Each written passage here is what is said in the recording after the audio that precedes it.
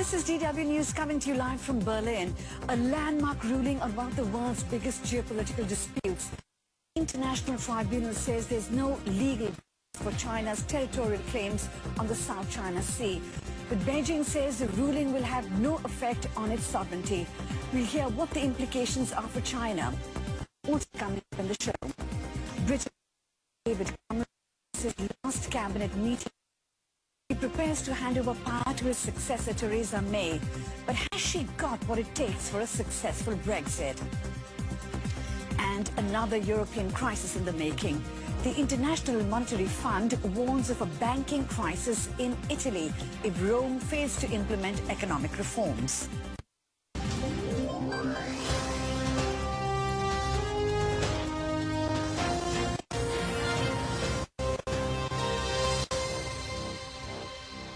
Hello, I'm Amrita Chima. Welcome.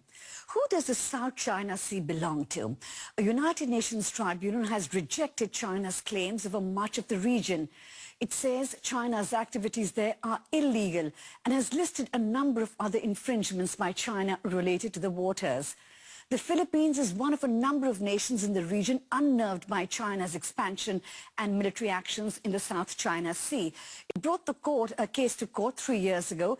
Brunei, Malaysia and Vietnam also have competing claims in the area. Now, China uses what it calls a 9-dash line to mark the area over which it claims sovereignty, despite protests by neighboring countries. China's claim covers around 90% of the sea. In the run-up to the Hague ruling, a show of military strength. US warplanes conduct exercises east of the Philippines, a signal to China that whatever happens, the US remains a force to be reckoned with across the region.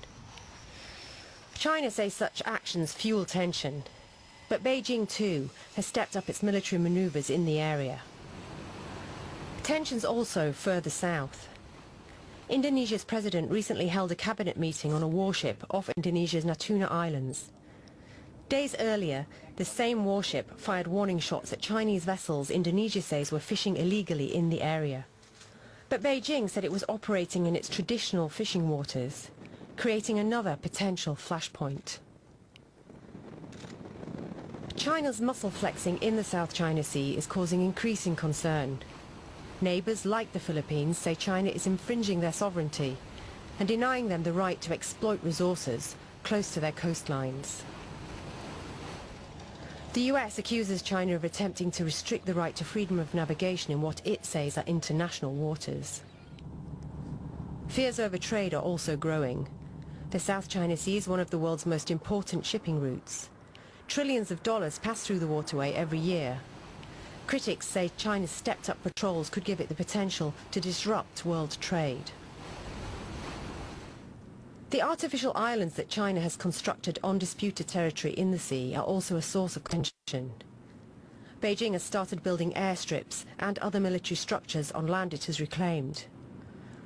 One report says it has also deployed a surface-to-air missile on one island.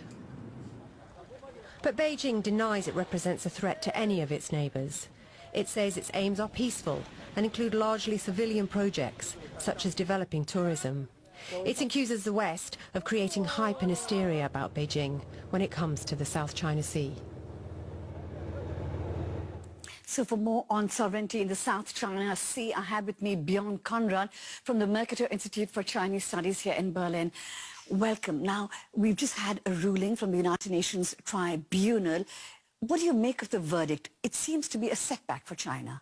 It is. It's more than that. It's a crushing defeat for the Chinese side. Even the ruling is even harder than we would have expected it. It basically refutes the extensive claims that China makes on the South China Sea. It also very explicitly calls the Chinese activities like the construction of artificial islands in the South China Sea in breach of the responsibilities and the obligations that China has under international law. But China, even before the ruling, had said it completely rejects this tribunal and has described it as a farce set up by the United States. It's also now rejected very quickly the verdict. So what does this ruling actually mean?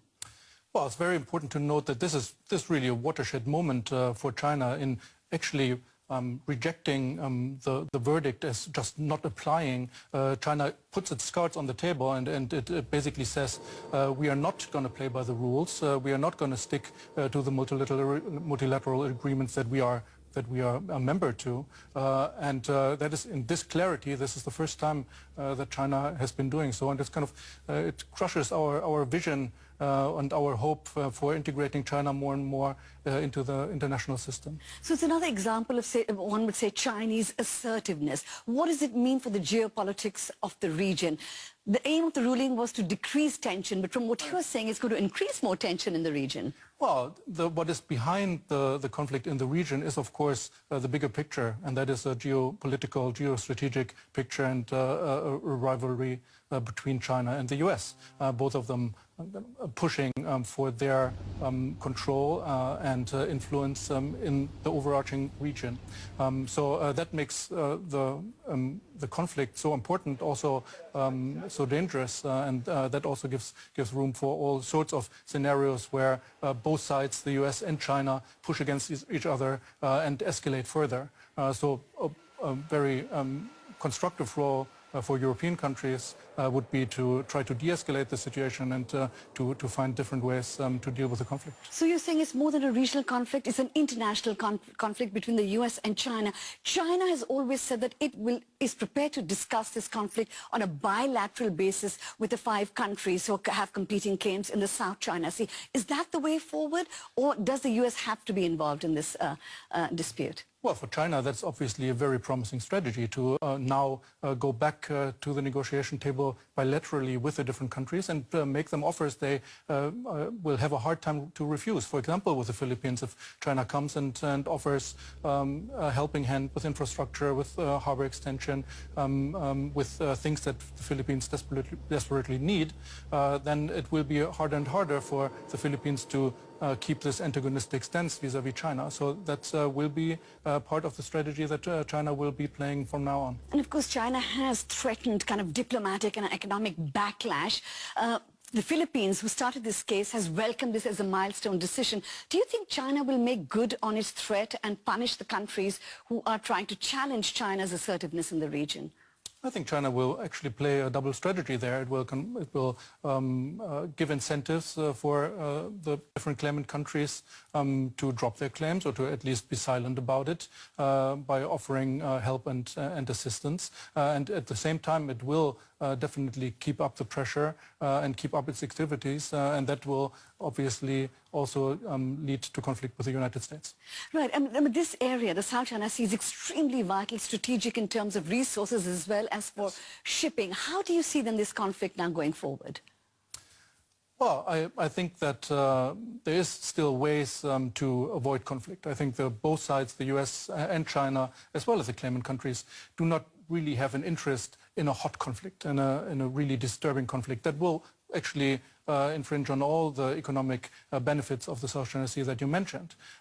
So I think there's still room for a diplomatic solution, and that is a role for European countries to also help with that. Right. Björn Conrad from the Mercator Institute for China Studies in Berlin, thank you very much for your analysis. Thank you very much. And you can find out a lot more about the international case on the South China Sea's claims on our website. Just go to dw.com/Asia. Turning now to Britain, which will have a new Prime Minister this Wednesday, faster than previously thought. Long-standing Interior Minister Theresa May is set to replace David Cameron after her last rival pulled out of the leadership race. She has pledged to make a success of the Brexit, but with the Conservative Party and the country very divided over the issue, she faces a huge challenge. She's taking control. Theresa May, pastor's daughter, Interior Minister, with 6 years' experience in a difficult cabinet post. She's pledged to